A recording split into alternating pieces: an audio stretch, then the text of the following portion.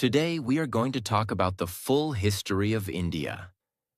We will understand how India began as an ancient civilization, how great kingdoms and empires rose, how foreign powers came, how India fought for freedom, and how it became a modern nation. This video is important because understanding history helps us understand how a nation was built, how people face challenges, and how the past continues to shape the present. It is not only educational, but it is also a great way to improve your English listening, vocabulary, and comprehension. So, listen carefully, learn something new, and practice your English at the same time.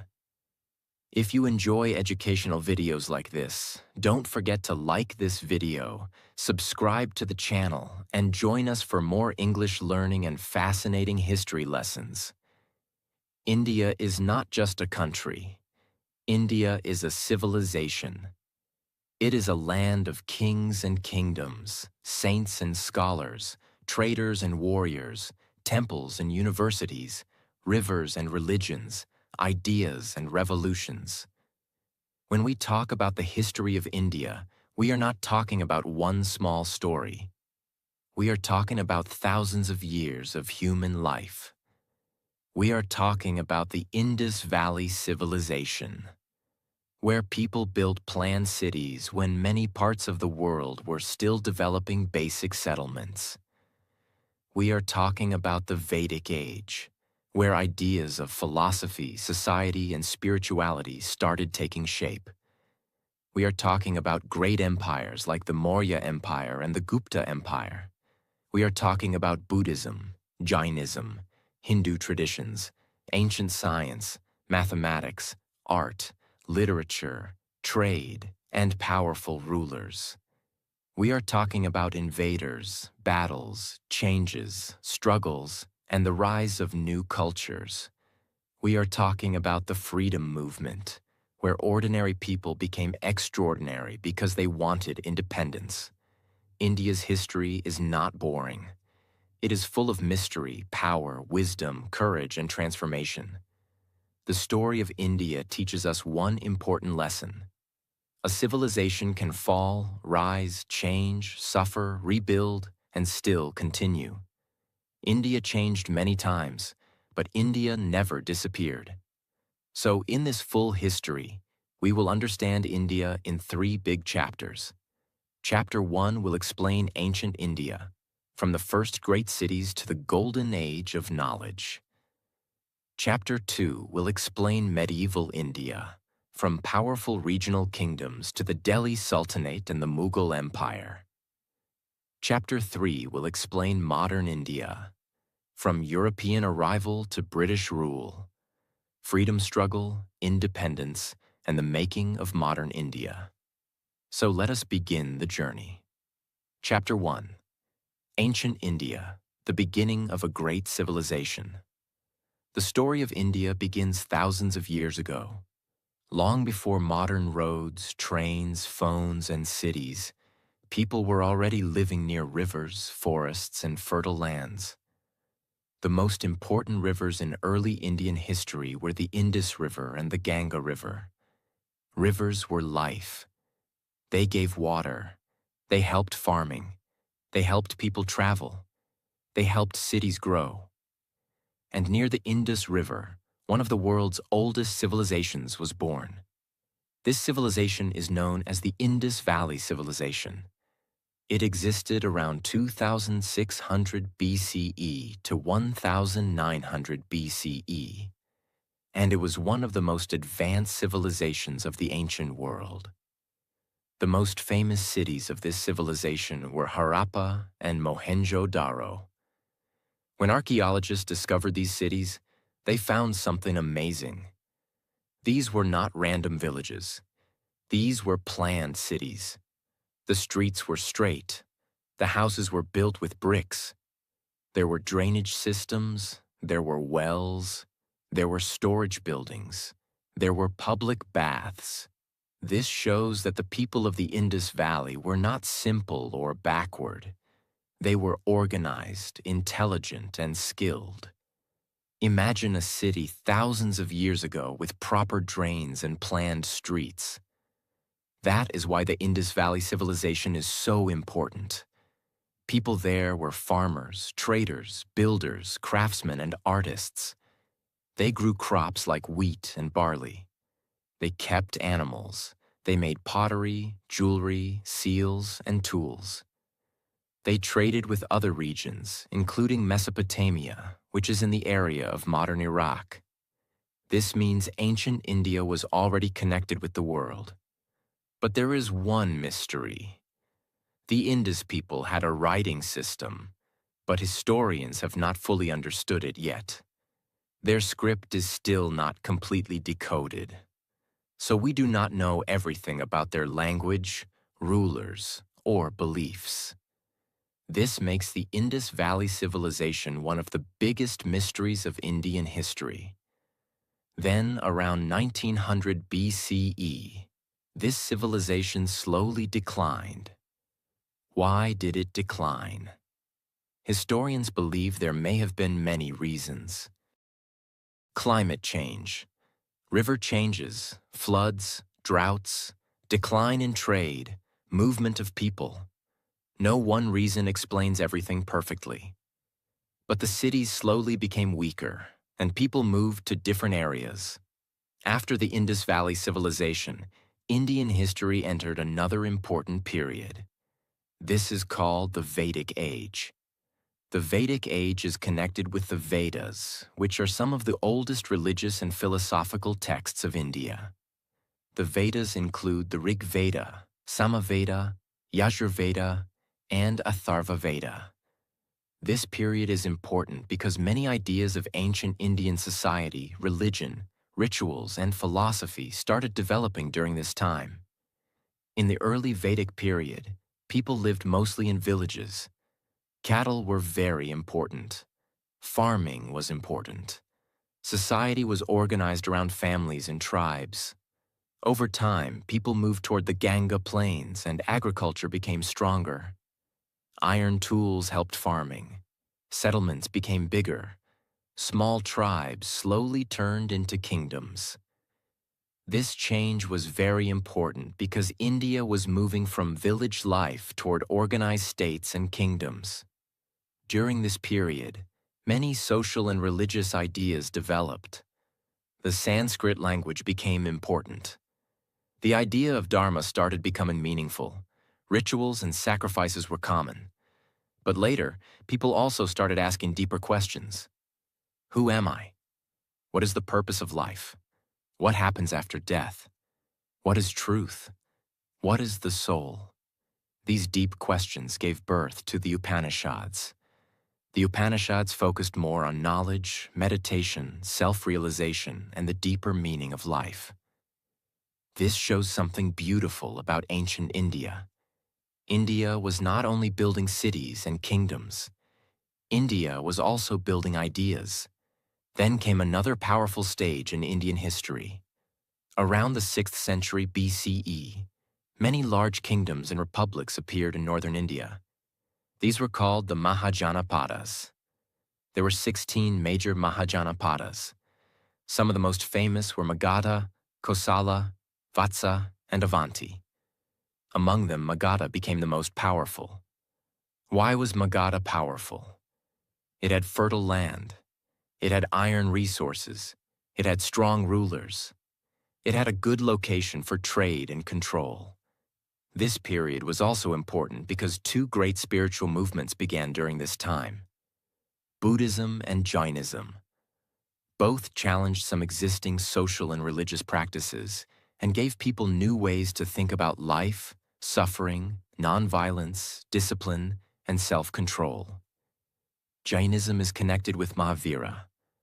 Mahavira taught nonviolence, truth, non-attachment, and self-discipline. Buddhism is connected with Gautama Buddha. Buddha was born as Siddhartha Gautama. He was a prince, but he saw suffering in the world. He saw old age, sickness, and death. He wanted to understand why humans suffer and how they could become free from suffering. After deep meditation, he attained enlightenment. He taught the Four Noble Truths and the Eightfold Path.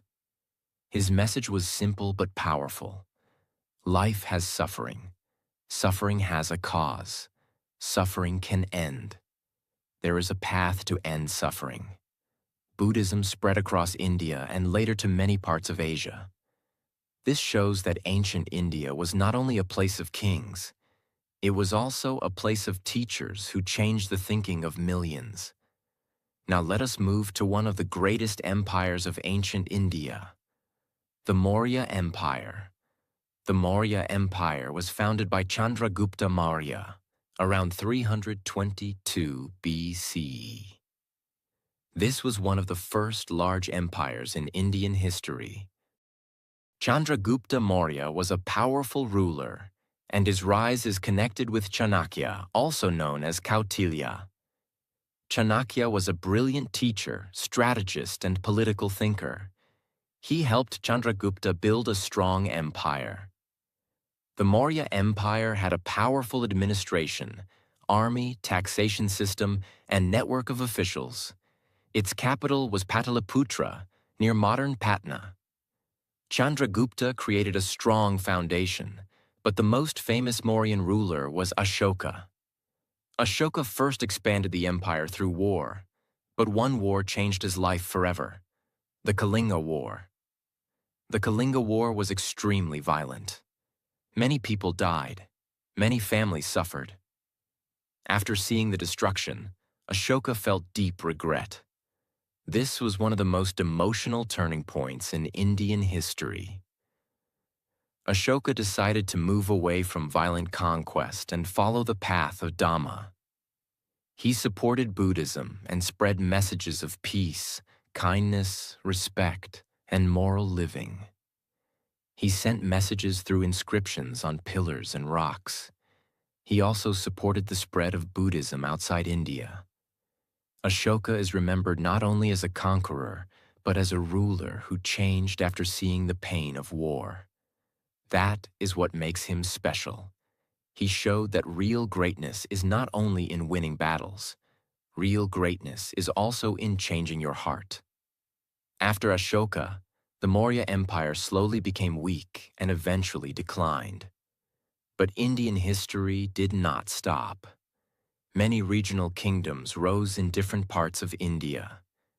In the northwest, foreign groups like the Indo-Greeks, Shakas, Parthians, and Kushans entered and ruled different areas. The Kushan ruler Kanishka became famous for supporting Buddhism and trade. During this time, India was connected with Central Asia, China, and the Roman world through trade routes. Indian goods like spices, textiles, and precious stones were valued in many places. India was becoming a major center of trade and culture. Then came the Gupta Empire, often called the Golden Age of ancient India. The Gupta Empire began around the 4th century CE. Important Gupta rulers included Chandragupta I, Samudragupta, and Chandragupta II.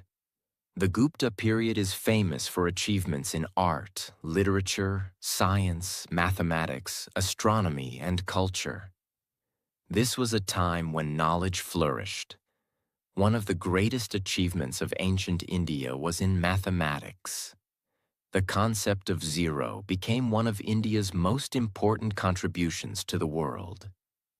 Without zero, modern mathematics, science, computers, and technology would be impossible.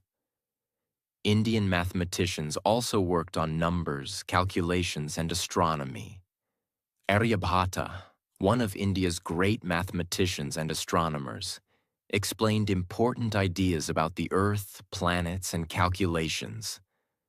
Literature also became powerful. Kalidasa, one of the greatest Sanskrit poets and playwrights, wrote beautiful works during this period. Art and sculpture developed. Temples became more important. Education also had a strong place in ancient India. Universities like Nalanda later became famous centers of learning, attracting students from different regions. The Gupta age shows that power is not only about armies. A civilization becomes great when it produces knowledge, art, ideas, and wisdom. But like all empires, the Gupta Empire also declined. Attacks, internal weakness, and political changes reduced its power. After the Gupta period, India again became divided into many regional kingdoms. In northern India, Harsha became an important ruler in the 7th century CE. In southern India, powerful kingdoms like the Cholas, Cheras, and Pandyas developed over time. The south played a huge role in trade, temples, art, literature, and sea connections. The Cholas later became especially famous for their naval power, temple architecture, and influence in Southeast Asia. This is important to understand. India's history was never only about North India. South India, East India, West India, and Central India all had their own powerful stories. Different languages grew. Different styles of art developed. Different kingdoms rose. Different traditions continued. That is why India became so diverse.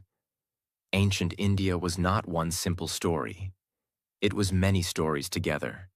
It was the story of cities like Harappa and Mohenjo-daro. It was the story of the Vedas and Upanishads. It was the story of Buddha and Mahavira.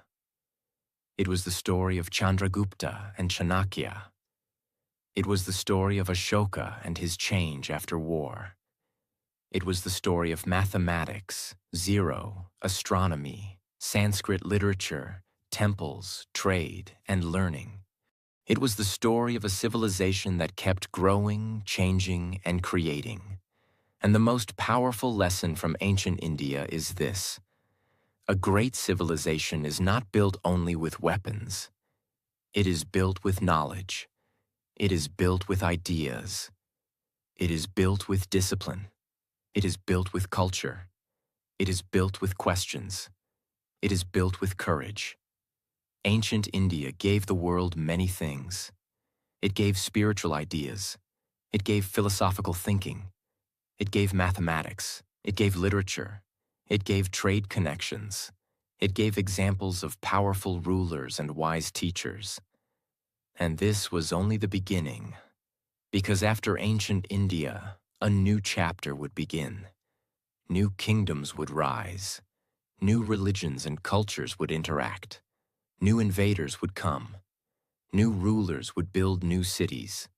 India would enter the medieval period.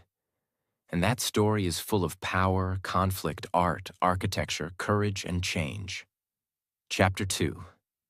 Medieval India, the Age of Kingdoms, Empires, Faith, Art, and Power.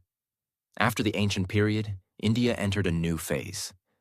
This phase is called Medieval India. Medieval India was not a quiet time. It was a time of powerful kings, new religions, great battles, beautiful temples, strong forts, rich trade, amazing art, and changing culture. India was not ruled by one single power all the time. Different parts of India had different rulers. North India had its own kingdoms. South India had its own powerful dynasties. East and West India had their own stories. This is why Indian history is so rich. It is not one straight road. It is like a huge river with many branches. After the Gupta Empire declined, many regional kingdoms became powerful. In North India, rulers like Harsha tried to bring large areas under one rule. Harsha ruled in the 7th century, and he became one of the important kings after the Gupta period. But after Harsha, North India again became divided. Different kingdoms fought for power. One important group during this time was the Rajputs. The Rajputs were known for courage, warfare, honor, and strong kingdoms. They ruled many parts of Rajasthan, Gujarat, Madhya Pradesh, and North India. They built forts, palaces, and temples. Their stories are full of bravery, loyalty, and sacrifice. At the same time, South India was also becoming powerful. The Cholas became one of the greatest dynasties of South India. The Cholas were not only strong on land, they were also powerful at sea. They built a strong navy. They expanded their influence to Sri Lanka and parts of Southeast Asia. This shows that India was not only connected by land routes, India was also connected by sea trade. Indian traders traveled across the Indian Ocean. They traded spices, cloth, jewels, and other goods. Indian culture, religion, language, and art also influenced Southeast Asia. The Cholas are also famous for temple architecture. The Brihadiswara temple at Thanjavur is one of the greatest examples of Chola architecture. It shows the power, skill, and devotion of that period. This is important to understand. Medieval India was not only about war. It was also about art, temples, trade, devotion, literature, and culture. While Indian kingdoms were rising and fighting, new powers were also entering from the northwest. For many centuries, different groups had entered India from Central Asia and beyond. Some came as traders, some came as invaders, some came as rulers. One of the most important changes happened when Turkish and Afghan rulers started establishing power in North India. Before this, India had faced many attacks from the northwest. One famous name was Mahmud of Ghazni. He attacked parts of India many times in the 11th century. His attacks were mostly for wealth and political power. Later, Muhammad Ghori came in the 12th century. His victory in the Second Battle of Turin in 1192 became very important. After that, the foundation for Turkish rule in North India became stronger. This led to the beginning of the Delhi Sultanate. The Delhi Sultanate was a major period in medieval Indian history. It began in the early 13th century and continued until the rise of the Mughals in the 16th century. The Delhi Sultanate was ruled by different dynasties. These included the Mamluk dynasty, the Khilji dynasty, the Tughlaq dynasty, the Sayyid dynasty, and the Lodi dynasty. The capital was Delhi, and Delhi became one of the most important political centers of India. The early rulers of the Delhi Sultanate had to face many problems. They had to control large areas. They had to stop rebellions. They had to protect India from Mongol attacks. They had to collect taxes. They had to manage different people, languages, religions, and regions. One important ruler was Iltutmish. He helped strengthen the Sultanate. Another powerful ruler was Razia Sultan. She is remembered because she became one of the few women rulers of Delhi. Her rule was short, but her story is important because it shows that power and leadership were not only male stories. Then came Alauddin Khilji. He was one of the strongest rulers of the Delhi Sultanate. He expanded his empire. He controlled markets. He made economic reforms. He strengthened the army. He also defended North India from Mongol attacks. His period was full of power and ambition. After the Khiljis, the Tughlaqs came. Muhammad bin Tughlaq is one of the most interesting rulers in Indian history. He was intelligent and ambitious, but many of his experiments failed. He tried to shift the capital from Delhi to Daulatabad. He also introduced token currency. These ideas were bold, but they created problems because they were not managed well. His story teaches an important lesson. A ruler may have big ideas, but big ideas need practical planning. During the Delhi Sultanate, Indian culture changed in many ways. New styles of architecture appeared. Arches, domes, minarets, and new building techniques became common.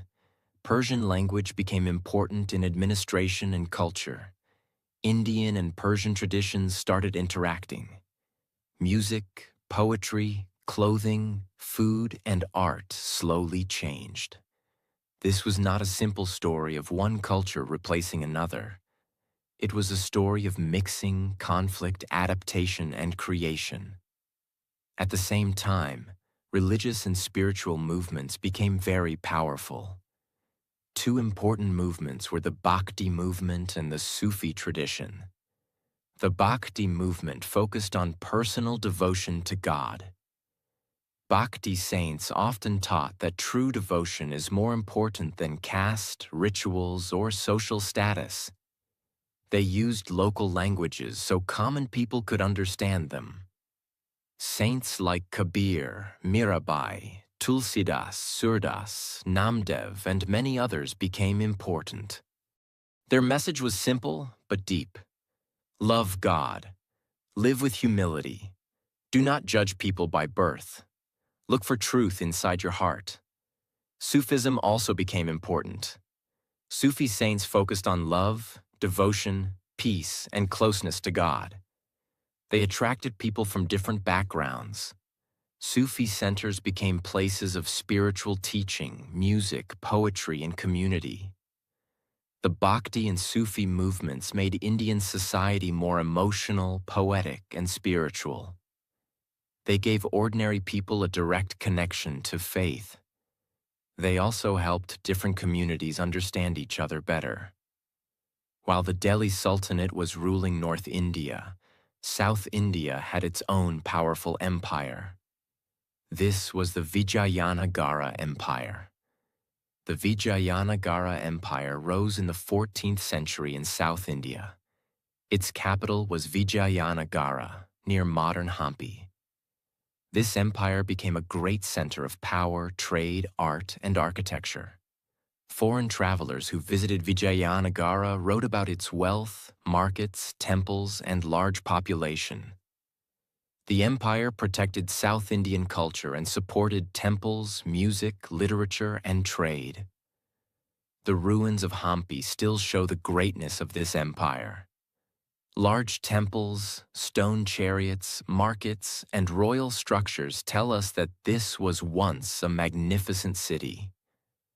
At the same time, the Bahmani Sultanate and later the Deccan Sultanates became powerful in the Deccan region. The Deccan became a zone where North and South Indian politics met. There were battles, alliances, cultural exchanges, and artistic developments. This period shows that India was never completely separated into simple categories. Regions interacted with each other constantly.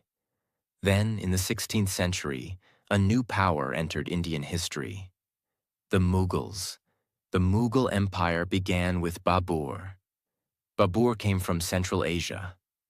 In 1526, he defeated Ibrahim Lodi in the First Battle of Panipat. This battle marked the beginning of Mughal rule in India. Babur was a skilled warrior and writer, but his rule in India was short. After him came Humayun. Humayun faced many difficulties and even lost his kingdom for some time. But he returned before his death. The real expansion and strengthening of the Mughal Empire happened under Akbar. Akbar was one of the greatest rulers in Indian history. He became king at a young age, but he grew into a powerful and wise ruler. He expanded the empire. He built a strong administration. He respected different communities. He worked with Rajput rulers. He reduced some religious tensions. He encouraged discussion between people of different faiths. Akbar understood something very important. India is diverse. If you want to rule India, you must understand its diversity. You cannot rule only with the sword. You also need wisdom, cooperation, and respect. Akbar's rule became famous for stability, administration, and cultural growth. After Akbar came Jahangir. Jahangir loved art, nature, and painting. During his time, Mughal painting became very beautiful. Then came Shah Jahan. Shah Jahan is famous for architecture. the greatest symbol of his rule is the Taj Mahal. The Taj Mahal was built in memory of his wife, Mumtaz Mahal. It is one of the most beautiful buildings in the world. But Shah Jahan's period was not only about beauty, it was also about royal power, wealth, and empire. After Shah Jahan came Aurangzeb. Aurangzeb ruled for a long time. He expanded the Mughal Empire to its greatest size, but his rule also created many conflicts. There were wars in the Deccan. There were tensions with Rajputs, Marathas, Sikhs, and other groups. His long military campaigns used a lot of resources.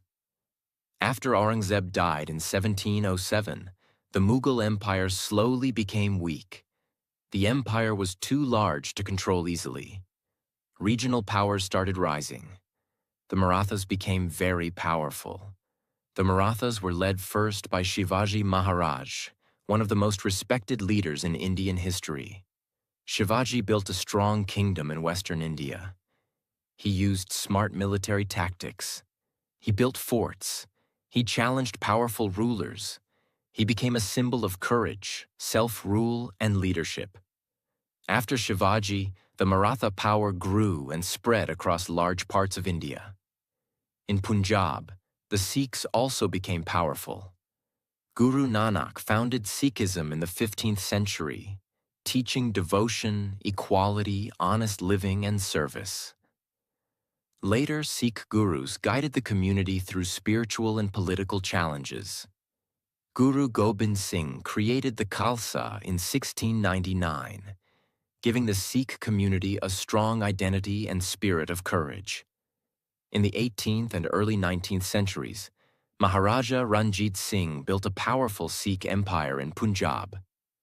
In Bengal, Awadh, Hyderabad, Mysore, and other regions, strong local powers also developed. Mysore became important under Hyder Ali and Tipu Sultan. Tipu Sultan fought against the British and tried to strengthen his kingdom. By this time, a new kind of power was entering India: European trading companies. The Portuguese came first by sea. Then the Dutch, the French, and the British came. At first, they came for trade. They wanted spices, textiles, and other goods. India was rich in handmade cloth, spices, and trade goods.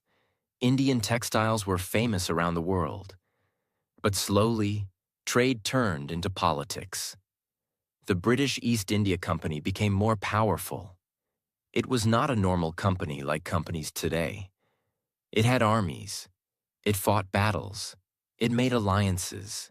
It collected taxes. It slowly became a political power. This was the beginning of the next major chapter. Medieval India was ending. Modern India was beginning. The most important lesson from medieval India is this: India changed again and again, but it kept absorbing, adapting, and creating. Different rulers came, different cultures met, different religions interacted, different languages grew, architecture changed, music changed, food changed, clothing changed, literature changed, but India continued. Medieval India gave us great forts, temples, mosques, tombs, poetry, music, saints, warriors, cities, and empires. It was a time of conflict, but also creativity. It was a time of battles, but also beauty. It was a time of power, but also devotion. And by the end of this period, India was standing at a turning point. A trading company from a small island country was about to become the ruler of a huge civilization. This would change India forever. Chapter 3: Modern India, from company rule to freedom and the making of a nation. Modern Indian history begins with a major change. Foreign traders slowly became rulers. The British East India Company came to India for trade. At first, it wanted profit. It wanted Indian spices, textiles, tea, and other goods. But over time, the company realized that political power could make trade easier and more profitable. The turning point came in 1757. This was the Battle of Plassey. In this battle, the British East India Company defeated the Nawab of Bengal, Siraj-ud-Dowlah. Robert Clive played a major role in this victory. This battle was important because Bengal was one of the richest regions of India. After this, the company became very powerful in Bengal. In 1764, the Battle of Buxar made the company even stronger. After this, the British got the right to collect revenue from Bengal, Bihar, and Orissa. This gave them money, power, and control. Now the company was no longer just a trader. It was becoming a ruler. Slowly, the British expanded across India. They used wars. They used treaties. They used alliances. They used clever political methods. They fought Mysore. They fought the Marathas. They fought the Sikhs. They made agreements with princely states. They used policies like the doctrine of lapse, where they took control of kingdoms if there was no natural male heir. Many Indian rulers lost power. Many farmers suffered under heavy taxes. Indian industries, especially traditional textile industries, were badly affected. British economic policies were made mainly to benefit Britain. Raw materials were taken from India. British manufactured goods were sold in India. This damaged many Indian artisans and workers. India, which had once been famous for its rich trade and industries, slowly became a source of raw material and a market for British products. But British rule also brought new changes. Railways were built. The telegraph was introduced. Modern education spread. English education created a new educated class. New laws and administration systems appeared. Printing presses, newspapers, and new ideas started spreading. This created a strange situation. British rule exploited India, but some modern tools also helped Indians communicate, organize, and question British power. English education introduced Indians to ideas like liberty, equality, democracy, rights, and nationalism. Indian thinkers began asking, if these ideas are good for Europe, why not for India? This question became powerful. But before the national movement grew, India saw a huge revolt. The Revolt of 1857. This revolt began among Indian soldiers in the British Army, but it spread to many areas. There were many reasons. Indian soldiers were unhappy. Kings and nobles were angry because they had lost power. Farmers suffered under taxes. People were upset with British interference in society and religion. The immediate cause was connected with rifle cartridges that soldiers believed were greased with cow and pig fat. This hurt both Hindu and Muslim religious feelings. The revolt began in Meerut and then spread to Delhi, Kanpur, Lucknow, Jhansi, and other places. Many leaders became famous. Bahadur Shah Zafar became a symbolic leader. Rani Lakshmibai of Jhansi became a symbol of courage. Tatiya Tope, Nana Sahib, Begum Hazrat Mahal, and many others played important roles. The revolt was eventually defeated by the British, but it shook British rule deeply. After 1857, the British Crown took direct control of India from the East India Company in 1858. This was the beginning of the British Raj. The British became more careful, but also more controlling. They reorganized the army. They strengthened administration. They tried to divide Indian communities to maintain power. But the spirit of resistance did not die. In the late 19th century, educated Indians started organizing politically. In 1885, the Indian National Congress was formed. In the beginning, Congress leaders were moderate. They asked for reforms. They wanted more Indian participation in government. They believed in petitions, discussions, and legal methods. Leaders like Dadabhai Naoroji, Gopal Krishna Gokhale, and others explained how British rule was draining India's wealth. Dadabhai Naoroji gave the idea of the drain of wealth. This helped Indians understand that poverty in India was connected to British economic policies. Then a stronger nationalist feeling grew. Leaders like Bal Gangadhar Tilak, Bipin Chandra Pal, and Lala Lajpat Rai wanted more direct action. Tilak famously said that freedom is his birthright. The partition of Bengal in 1905 increased nationalist anger. The Swadeshi movement began. People boycotted British goods and supported Indian goods. This was not only an economic movement, it was a movement of self-respect. Indians started saying, "We can make our own future.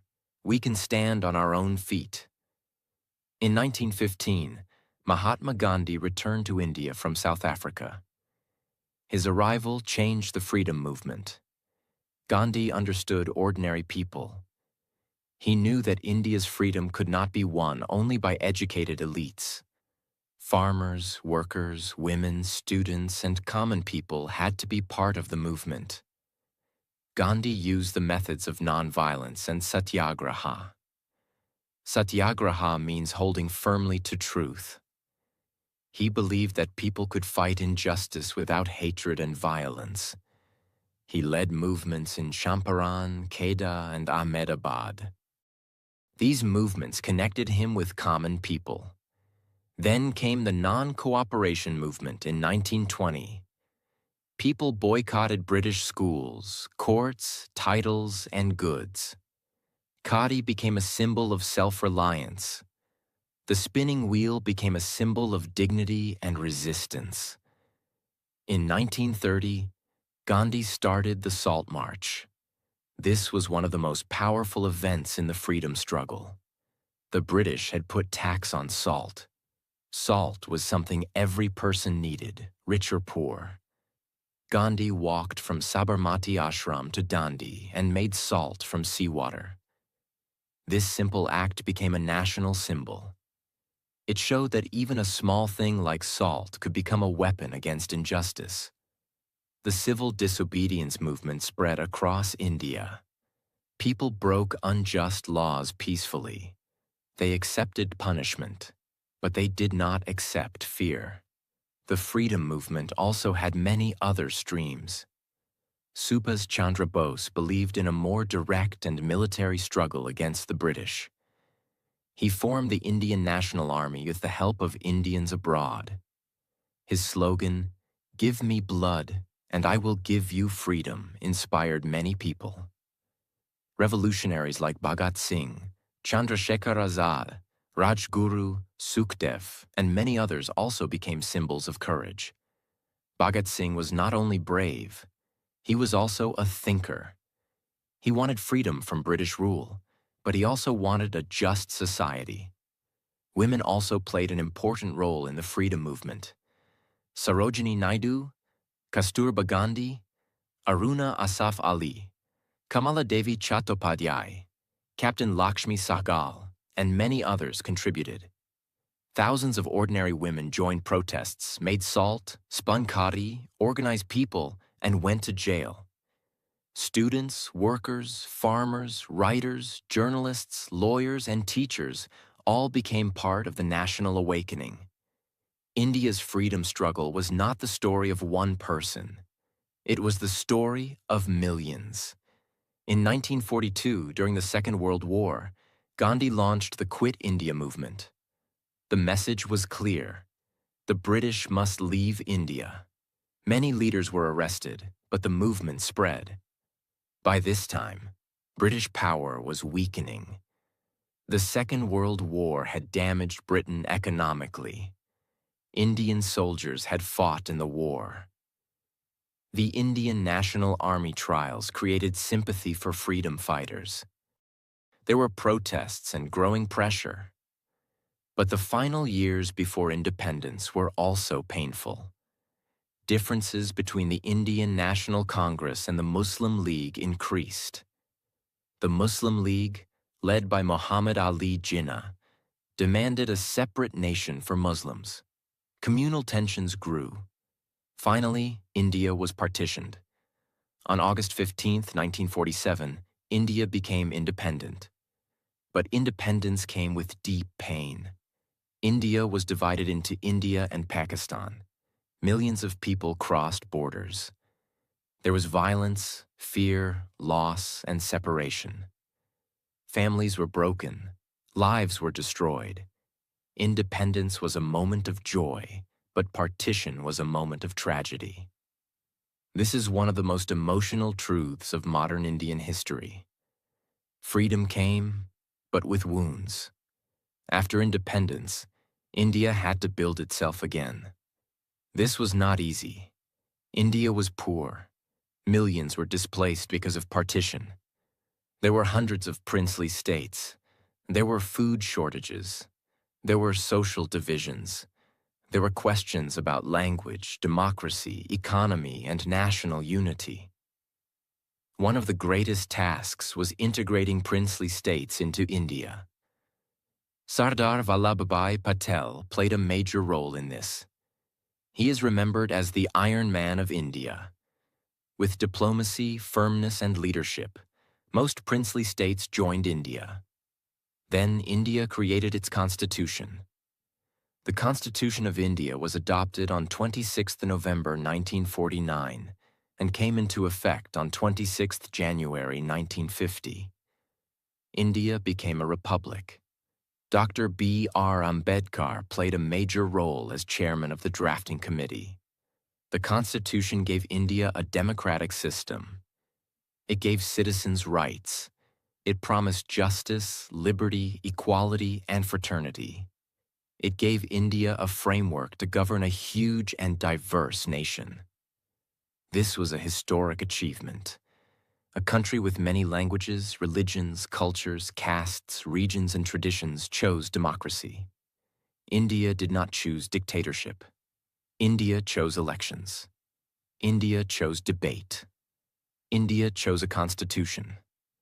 India chose the difficult but powerful path of democracy. After independence, India worked on nation building. It built institutions. It built dams. It built universities. It built scientific research centers. It improved agriculture. It developed industries. It tried to reduce poverty. There were many challenges: wars, food shortages, economic difficulties, political conflicts, social inequalities. But India continued moving forward. The Green Revolution helped India increase food production. India's scientists built strong institutions in space, nuclear research, medicine, technology, and engineering. India's democracy faced difficult moments, but it continued. Over time, India's economy also changed. In 1991, India introduced major economic reforms. The economy opened more to the world. Private businesses grew. Technology and services expanded. Indian cities changed. A new middle class grew. India became known for information technology, startups, space science, cinema, medicine, education, and global talent. But modern India is still a country of contrasts. It has great achievements, but also many challenges. It has rich cities and poor villages. It has technology and tradition. It has modern dreams and old social problems. It has unity, but also diversity that must be respected carefully. It has progress, but also the responsibility to make progress fair for everyone. This is the real story of India. India is not perfect. No civilization is perfect. But India is powerful because it continues. It continues after invasions. It continues after empires fall. It continues after colonization. It continues after partition. It continues after poverty, wars, and challenges. India's history is a story of survival and renewal. From the Indus Valley cities to the Vedas, from Buddha and Mahavira to Ashoka, from Gupta knowledge to Chola temples, from Rajput forts to Delhi Sultanate architecture, from Bhakti saints to Sufi wisdom, from Mughal art to Maratha courage, from British rule to freedom struggle, from partition pain to the Constitution, from a newly independent country to a growing modern nation. India's journey is long, emotional, and inspiring. The biggest lesson from Indian history is this: India has always changed, but India has always continued. It has accepted new ideas. It has fought challenges. It has created knowledge. It has suffered deeply. It has risen again. It has given the world mathematics, spirituality, philosophy, literature, art, yoga, democratic energy, and countless examples of courage. Indian history is not just about kings and wars. It is about people. Farmers who worked the land, teachers who shared knowledge, saints who spread wisdom, workers who built cities, artists who created beauty, women who showed courage, freedom fighters who sacrificed everything, ordinary people who kept the civilization alive. That is why the history of India is not boring. It is the story of a civilization that refused to disappear. It is the story of a nation that fell many times but rose again. It is the story of a people who carried memory, culture, hope, and courage across thousands of years. And the story is still continuing.